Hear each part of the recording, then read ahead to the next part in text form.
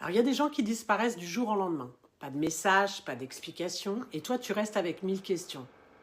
Si tu as déjà vécu un ghosting, cette vidéo est faite pour toi. Le plus dur dans le ghosting, c'est pas forcément que l'autre parte. Alors, je sais, c'est contre-intuitif. C'est surtout qu'il parte sans te dire pourquoi. Tu n'as rien à quoi te raccrocher, pas de fin claire, pas de mots, pas de réalité, pas d'explication.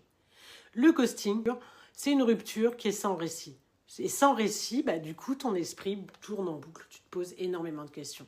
Et le ghosting fait particulièrement mal parce qu'il donne l'impression de ne même pas mériter une phrase. Comme si la relation avec toi pouvait disparaître sans laisser de traces. Et le ghosting se fiche dans le temps. Tu avances dans ta vie, mais une partie de toi peut rester accrochée à ce point d'interrogation. Et tant que tu attends une réponse, cette relation va continuer, mais toute seule. Alors quand quelqu'un disparaît comme ça, le cerveau cherche une logique. Il invente des scénarios, j'ai dû faire quelque chose, dire quelque chose, j'ai été trop, j'aurais dû faire autrement, si seulement à ce moment-là je n'avais pas fait ça. Le ghosting crée une illusion de responsabilité et c'est là que les réponses et les questions commencent. Tu te donnes tes propres réponses et en général c'est à ton détriment. Qu'est-ce que j'ai mal compris? Est-ce que j'ai tout inventé? Est-ce qu'il ou elle va revenir? Le ghosting ne laisse pas de réponse, alors l'esprit cherche une faute. Comme s'il y avait une explication et que tu pourrais réparer. Mais il n'y a plus rien à réparer parce que rien n'a été dit et parce que finalement il n'y a rien. Et c'est en lien avec la vidéo sur le love bombing. Souvent, en plus de cette douleur, il y a une forme de honte. Pourquoi ça me touche autant? Pourquoi je n'arrive pas à passer à autre chose? On n'était même pas finalement officiellement ensemble. Et souvent, ce ghosting arrive après une phase très intense. Beaucoup de liens, beaucoup de proximité, et d'un seul coup, plus rien. Ce n'est pas un hasard. Comme je disais, c'est la même logique que le love bombing. De l'intensité, mais aucune capacité de durée, de continuité. Alors, qu'est-ce que n'est pas le ghosting? J'ai besoin vraiment de te préciser quelque chose clairement et c'est important que tu l'intègres.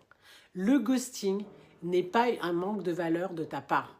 Ce n'est pas parce que tu n'étais pas assez, ou pas assez intéressante, ou pas assez désirable.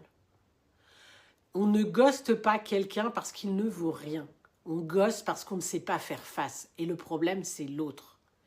Faire face à une émotion, faire face à une parole, faire face surtout à une responsabilité relationnelle. Et ça dit surtout des choses de l'autre.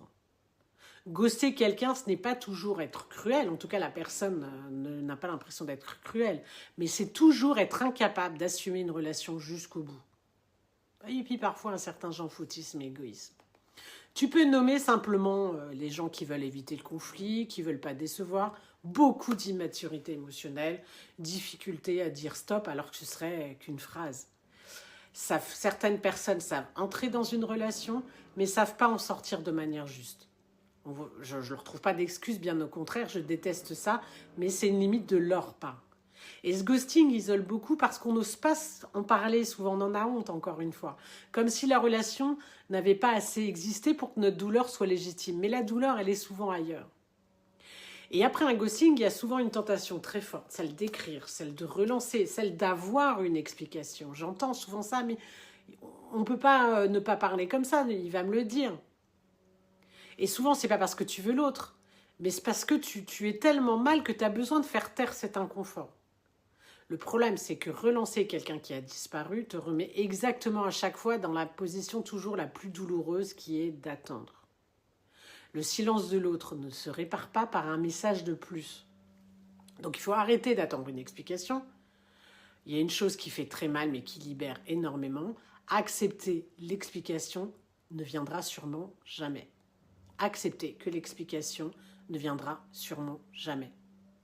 Parce que l'absence de réponse est déjà une réponse. Une relation saine, on ne ghoste pas, on ne garde pas le silence.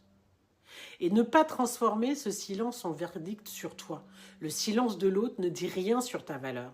Il dit quelque chose sur la valeur, sur la capacité relationnelle de l'autre.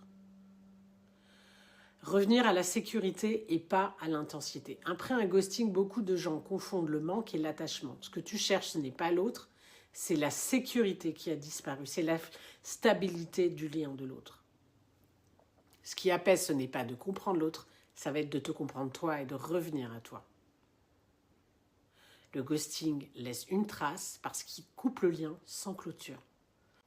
Mais tu peux clôturer toi-même en posant des mots et en remettant de la clarté à toi, sans attendre de l'autre.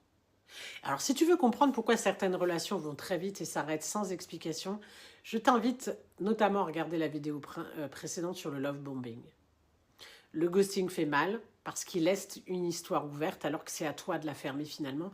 Même si c'est l'autre qui garde silence, tu peux prendre la décision de tout stopper. Et tant qu'une histoire reste ouverte, une partie de toi va rester accrochée à ça et à cette souffrance. Tu peux comprendre ce qui s'est passé, mais le comprendre ne suffit pas à faire redescendre l'attachement. Si tu sens que cette relation continue à te prendre de l'énergie, que ton esprit revient sans cesse au même point, j'ai créé une masterclass pour t'aider à retrouver de la clarté intérieure. Pas pour analyser l'autre, mais pour comprendre depuis quel endroit, toi, tu t'attaches et comment te réancrer en toi. Le lien est juste en dessous et tu peux le regarder à ton rythme.